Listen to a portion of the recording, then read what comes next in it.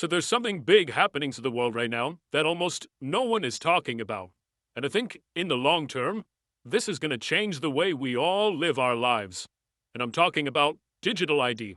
This stuff will make a new free of charge digital ID mandatory for the right to work by the end of this parliament. Let me spell that out. You will not be able to work in the United Kingdom if you do not have digital ID. Now, it might sound like it has nothing to do with economics or finance, and maybe it sounds boring, but the truth is, this is one of the most important changes that governments are pushing right now, and it's happening almost everywhere at the exact same time. In the US, at least 25 states have already launched digital driver's license programs. That means you can now pull out your phone instead of your wallet when you check into a flight, for example. And in Europe, they passed a law last year that makes it a requirement for all member countries to roll out a national digital ID wallet by 2026. In China, they just launched their version this summer, which links it to their social credit system. Countries like South Korea, Singapore, Nigeria, the United Arab Emirates are already doing this with their digital IDs. Now, you might have heard of digital IDs before, but I don't think most people really understand what it is because it's not being debated or talked about in Congress. It's not really trending on CNBC, and most people probably don't even realize that this is actually happening. But what's interesting, though, is that the United Nations has made it one of their goals, quote, legal identity for all by 2030, and the people funding it, of course, the World Economic Forum and the World Bank. And now Europe and the US are writing all of this into law. In just the last decade, the number of national digital ID programs have doubled. Today, over 100 countries either have one or are building one right now. And when I first thought about it, at least on paper, it sounds kind of nice. It promises to cut down on fraud and make travel easier, and it onboards about 1 billion people who don't have any legal ID. But once you look into how much power this will give the governments of the world, you're going to be shocked. Once your entire identity is digital, whoever controls that ID can control a lot of power. And I don't think RFK Jr. is exaggerating when he said that this is turnkey totalitarianism. It lays the groundwork for global medical surveillance of every human being. So in today's video, I want to help explain exactly what this is, how it's going to work, how it's going to tie into our financial lives, and what you should be prepared for. So before I get into the details of how governments are planning to roll this out, let me first explain what a digital ID actually is, because I think when most people hear that, they just imagine it's a picture of your driver's license saved to your phone. And it kind of is that, but it's also a lot more than that. So a digital ID is a secure electronic form of ID that verifies who you are. Usually it's built on top of an app on your phone, and inside that app is all your personal information, which is then verified by a trusted authority like a company or a government. But there is a big difference between the physical version and the digital one, because digital IDs use something called biometric data, which are things like your facial recognition or fingerprints, with cryptographic encryption, so they're a lot harder to fake. And once you've been verified, that ID becomes reusable. That means you don't have to keep handing over your passport or your license to different companies, or even go to the DMV.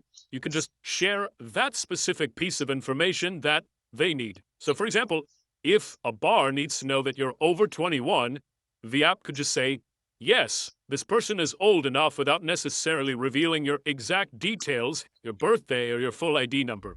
So on paper, it sounds like a convenient thing to have. It's more secure. There's less information floating around, so less chance for fraud. But as you're about to find out, you're going to realize that when you centralize that much power, the question becomes, what can they do with it? Because while governments and tech companies present this as a convenient and secure thing to have, the actual way it's already being used in some countries is a very different story. We're constantly recording, watching and recording everything that's going on. Citizens will be on their best behavior, because we're constantly recording and reporting everything that's going on. Take China, for example. Just this summer, they launched their national digital ID app. But instead of it just being an upgrade from physical to digital, they tied it to their social credit system. That means their digital ID is not just proof of who they are, but it's also connected to things like their financial history, travel rights, and even their online activity.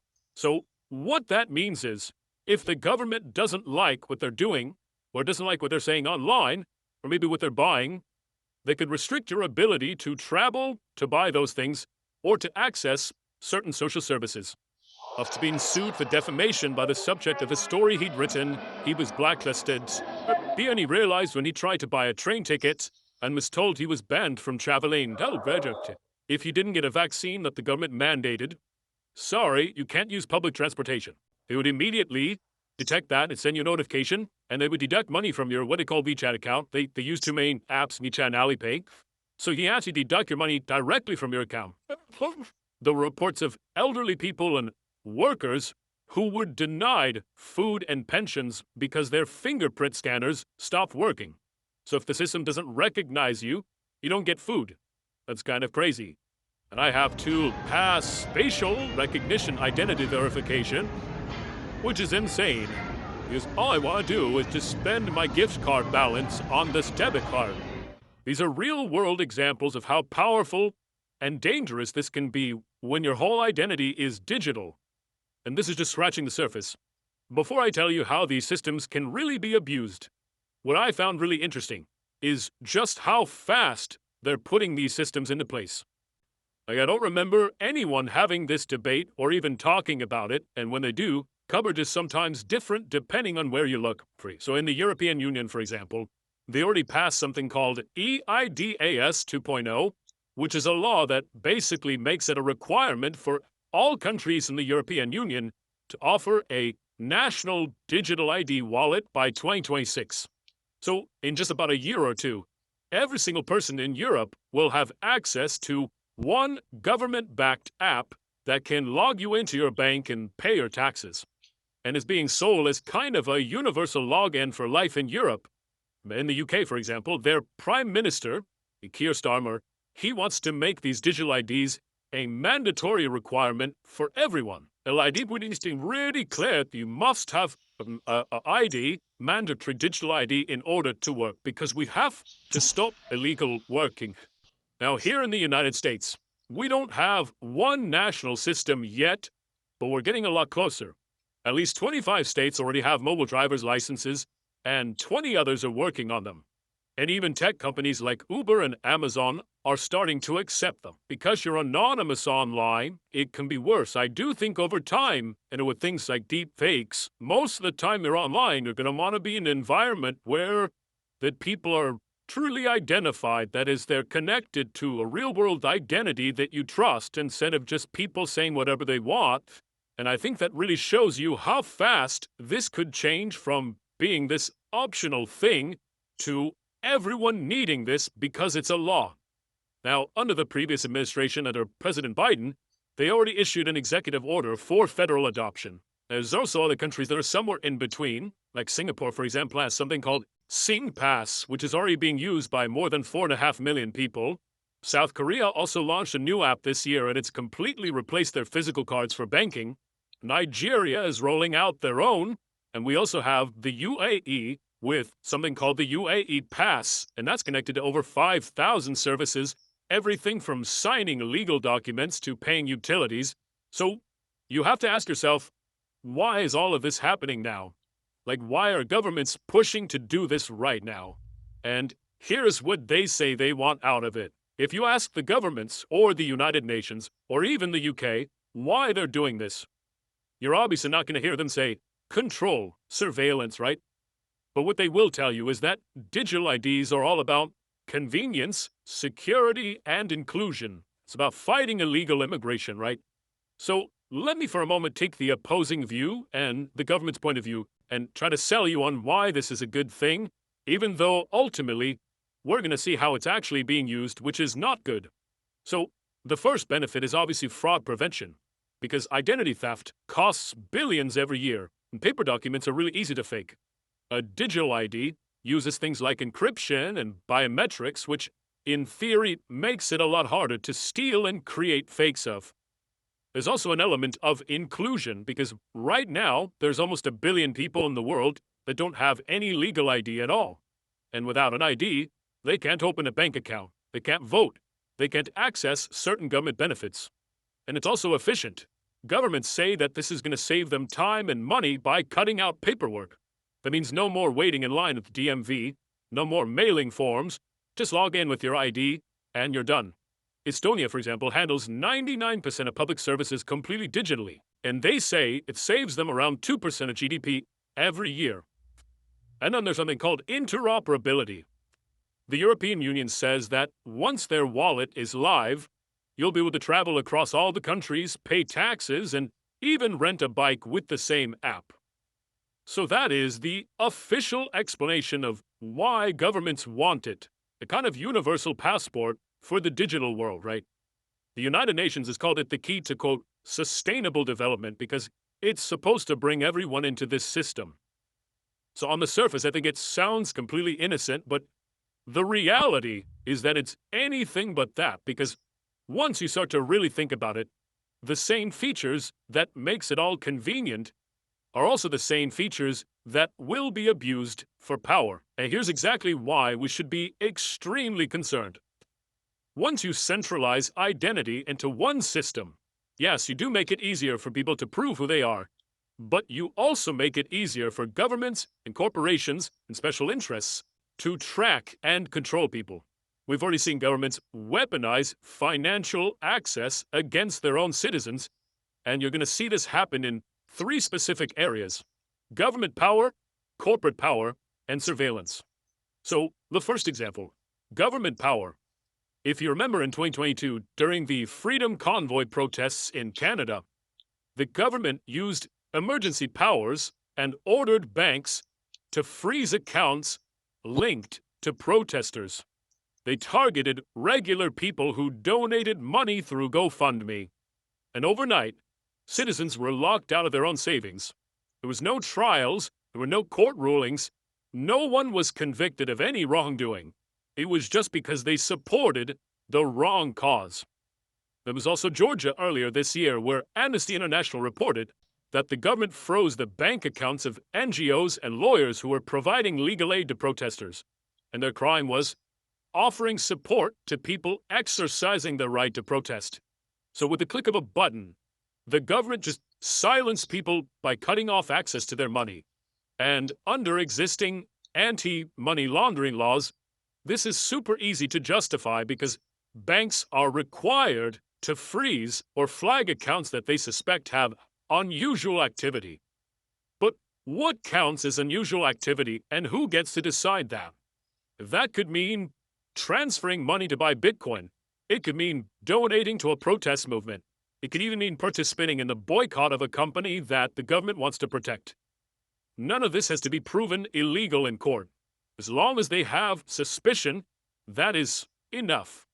And that's a very scary thing. Now, the second place you're going to see this power is corporate power. Again, Amazon, Uber, and other companies are already experimenting with digital IDs. But once it becomes the standard, it will stop being just identification. It will become what some people call a super cookie, right? Like, think about how a website uses cookies to track your browsing and sell you ads, right? But now apply that across your entire identity. That opens the door to something called dynamic pricing. That's a shareholder's dream, by the way. Here's how it's going to work. Think about how airports charge us like $20 for a sandwich or a bottle of water. Why? Because they know you're trapped. You're not going to leave the airport, get an Uber, and eat somewhere else, and come back through security. You are stuck. That is a very simple form of dynamic pricing. But imagine if that logic gets supercharged by digital IDs. Let's say your ID app shows that you just got off a 10-hour flight, right? The system knows where you've been, it knows your wallet balance, it knows you're hungry, so the algorithm decides, that person is stressed and they will probably pay more. Then boom, your sandwich is $25 instead of $12, but the person next to you might pay less just because that system thinks they're more price sensitive. they can tolerate $15, but not a dollar more.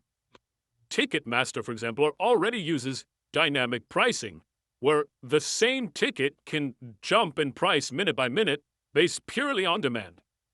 Now imagine, though, if your digital ID shows you've searched for, Taylor Swift tickets 5 times this week. The algorithm knows you are more likely to pay more, so your price gets pushed higher than someone else's. Airlines already do this. But think about car insurance. Right now, companies use broad categories, right? But with digital ID, they could see your exact driving history, your Uber ride logs, where you hang out, all based on its ability to digitally track exactly where you are and where you've been. And you don't get to negotiate any of this because the system already knows too much about you. That's the corporate power risk. And then, of course, there's one more. The third place this power will show up in is surveillance and security. Some digital driver's license apps in the US already have what's called a phone home feature. That means every time you use your ID at a bar, at an airport, or a hotel, it pings a government database.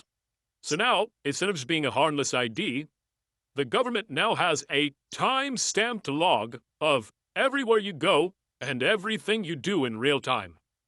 If you add in central bank digital currencies on top of all that, which are already being tested, as well as an API that companies can pay to access, and it's not really that hard to imagine a programmable-like money that is tied to your biometrics.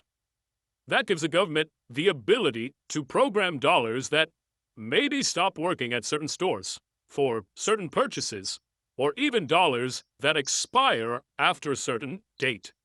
It's all up to their discretion. But it gets worse when you consider data breaches. India's Aadhaar system, for example, which is the biggest digital ID program in the world, has already had multiple leaks. Sensitive information from 1 billion people, including biometrics, was exposed. But here's the problem. Once your fingerprint or your facial scan or your iris is leaked or it's sold, you can't reset it like a password. It doesn't work that way. If the system is trying to protect us from fraud or illegal immigration, then the current system that we have today should be working, but it's not. So an extra layer of this identification is going to do very little to stop it. But why do you think that them having to have a digital ID would stop that problem when right now people are meant to have a national insurance number and card, and if they're not asked for that, a boss is willing already to break the rules. What's the difference going to be? It's exactly right. If they're not willing to ask for their current credentials, what makes them think a digital ID will do anything to change that? He didn't really have a good answer for that because there is no good answer. So if we allow this to happen, I think it's going to fundamentally change the balance of power between people, governments, and corporations, and not for the better, unfortunately. But yes, it will be more convenient for people, as long as you don't get out of line or say something someone doesn't like. All that digital ID will be is a means of controlling the population, of telling us what we can and can't do, of fighting the innocent. And didn't we see it all when we had the pandemic, when you had to have vaccine ID to travel, to do various things? Did that stop the COVID pandemic spreading? Did it? Hell, all it did was put cost and inconvenience on everybody else. I also worry about massive data banks being held by the government being hacked by foreign governments, by private companies, by criminals. I do not see a single benefit to the government having digital ID other than them controlling what we do, what we spend, and where we go. It's a crazy world we live out there, and I swear the older I get, the more I'm starting to become like that one crazy paranoid uncle, and I know how all of this sounds, and I get how it sounds like fear-mongering, but, as they say, only the paranoid survive. But I'd love to hear what you think about this new system. Is it good? Is it bad?